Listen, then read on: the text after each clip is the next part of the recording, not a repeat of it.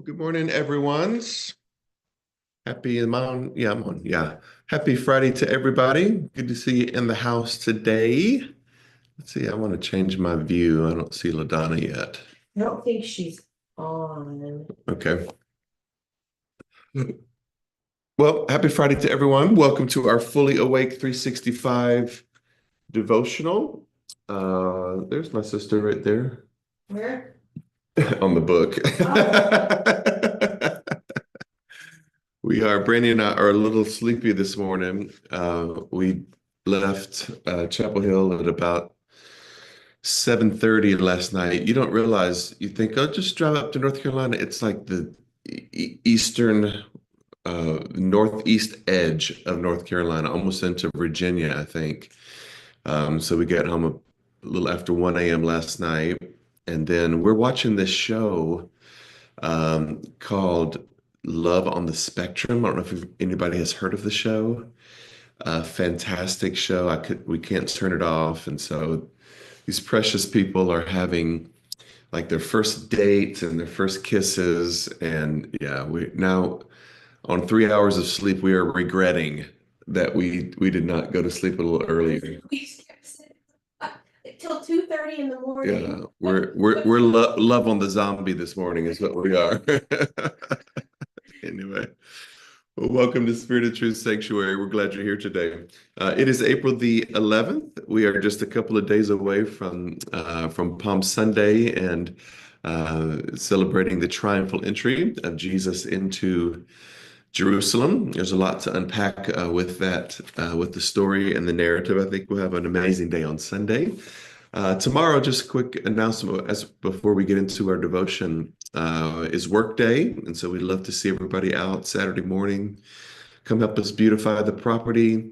Going to be outside dealing with some stinky old weeds that like to grow over our fence in the back parking lot, putting out pine straw, spraying weeds, pulling weeds, making everything, getting any cobwebs out from around the doors. Lots of cleaning going on the inside as well. So come out and see us tomorrow if you'd like to be part of Workday. We are in the month of transformation. It looks like we got a little rain in Georgia yesterday, so maybe not quite as yellow and green. This is the time of the year that it's just green everywhere. And so we welcome the rain. Muscle memory part 2 is our subject this morning. But before then, I'm going to give you a little bit of joy. I was trying to think of something dealing with this subject, not just a muscle memory, but emotional muscle memory. And this is the first song that came to mind today, kind of in a rush. Let's see if you recognize the song and the artist.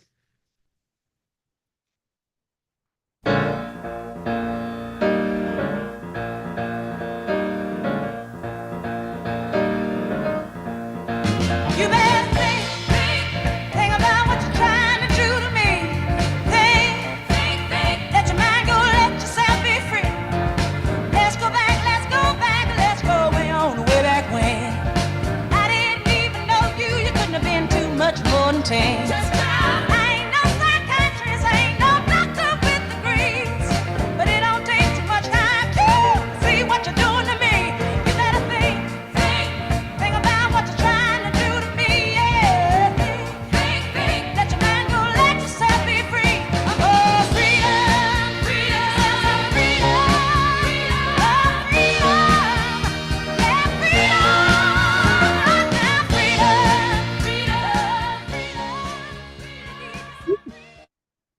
That build right there, anybody, do you feel that? I know it's still early in the morning. Do you feel the build when freedom, freedom, freedom? Wow, that'd take you to church right there.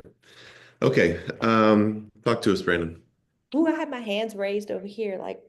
Get him up. Tell him thank you. Tell him thank you. I love it. Let's see, family. Miss Mary, Dr. Sharonda, Fred, gang's all here. They got it. Oh, I see lots of people over on YouTube. Let's see, Dr. Ray, Durante, Robbie, Sandra, Margie, Jason, Laverne, Myrna, Pastor Gloria, Alita, look at everyone. Dr. Ray's dancing over there this morning. And Missy Lane, Aaron McClary's dancing as well. Hmm. And Laverne said, wow, y'all got fast typing skills. Everyone is jumping in. I don't think anybody got it wrong, I will say, which is not surprising. Let me just say this morning we have Cheryl on from Liverpool and Jeffrey on from Dubai. So we have the globe covered. What up, global family? Isn't it that you don't say, what is it you're not supposed to say, or is it international? You don't say We're international? not right international, we're a global family. Global, yeah, global. So the human vernacular has become much more aware of being insensitive. Think about, so before we get into the devotion, think about the way the Bible describes others, especially in the New Testament. This idea of Gentiles. I grew up my entire life looking like, where's Gentile? Like they were talking about the Gentiles. Paul is always talking about the Gentiles. He and Peter are arguing about the Gentiles. And so I was like, where is like the Gentile nation like next to Jerusalem? Is it outside? Is it near? What is it near? Is it Judea? Is it across the Jordan? Gentile is just everything other than us. Everything other than people who think. So think about putting people into the same category. So it's necessary for us to understand our biblical context that the word Gentile just means anybody who doesn't think like me. And so that's pretty small-minded. So we have to come up with some better terms. But I was raised, somebody's a foreigner. That think about the connotation of that. You're not from here, you're foreign, you're different than me, you're other than me. Then it was we would have conferences and talk about internationals. They're internationals. Well, where are they from? Well, they're from Latin America. Well, which country in Central or South America are you talking about? And so we're doing better with our language. This is our global family, and as Cheryl and Gary Hayes would remind me, not to say I like your pants, because that means in England or in Liverpool, that means I like your underwear. So trousers, I like your trousers. By the way, Cheryl Little said, can we say I like your slacks? A man's slacks or a woman's slacks, or should we just always say trousers? Anyway, just a little fun with you this morning. Well, welcome, Cheryl. And who is it from Dubai? Jeffrey. Yeah, Jeffrey's on quite a bit. Welcome, Jeffrey.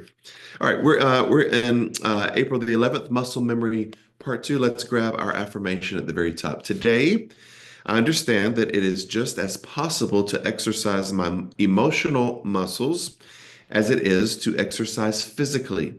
I'm determined to make my emotional muscles as strong as I can. So you've heard people talk about your IQ, your intelligence quotient. In corporate America, I've heard the phrase in psychological circles, even really in theological circles, EQ. What is your emotional intelligence? Intelligent emotional quotient. What does that mean? What's my emotional intelligence? What am I projecting into this conversation? Am I coming at this neutrally, or at least trying to be objective, or am I just completely subjective and biased in some ways? And so, whether that deals with race, sexual orientation, country of origin, politics, our approach to biblical interpretation, religion, all of that deals with our ability to be aware of what's happening with us emotionally. So there's some interesting examples here. It talks about military training, of target practice, aiming for the head or the chest, which becomes emotional. That's kind of a brutal understanding. It talks about training for athletes and even dancers, that you gain a certain sense of muscle memory, so that when you get into a pressurous game or a performance, your muscles begin to just kind of naturally do what they have been trained to do over and over and over again. Remember, people say practice makes perfect, but I think it's John Wooden, the Wizard of Westwood, the college coach who I think has won more national titles than anyone in history, maybe with the exception of Gino Auriemma from Connecticut. But John Wooden, UCLA, coached Kareem Abdul-Jabbar, Bill Walton, all those great players. He said, practice doesn't make perfect. Perfect practice makes perfect. And so the perfection of our practice, how do we practice? How do we practice to get our muscles to carry out movements as what we would say in theological circles, a habitus, a habit that just happens naturally in a community that we just respond out of something that's natural, that's become natural. What is our habit? Is our habit love, responding with love? Is it defensiveness? Is it to prove a point, to win an argument? Or is it truly to engage someone who is on a journey? What is our emotional habit become? In emotional terms, look at the very last paragraph. It says we need to practice over and over again facing and dealing with our difficult emotions, no matter how strong they may feel in the moment. Being aware, as Eckhart Tolle would say, becoming the divine observer. I'm not my emotions. I'm not even the expressing of those emotions in a moment.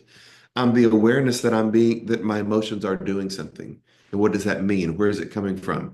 How can I be emotionally aware and intelligent as the divine observing presence? With regular practice, we can make our emotional muscles every bit as strong or stronger than our physical ones. So sometimes it's about taking a deep breath. Sometimes it's about trying to embody an understanding of what energy someone else is bringing to us.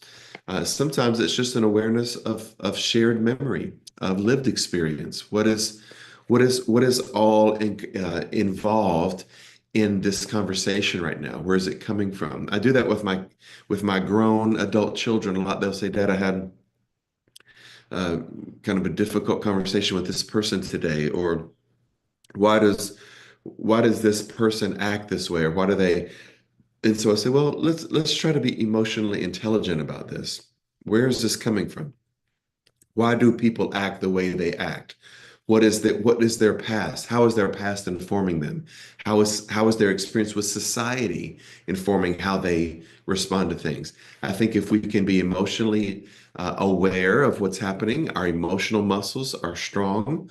I think it'll help us understand architecting inclusion a little bit better, our understanding of religious study.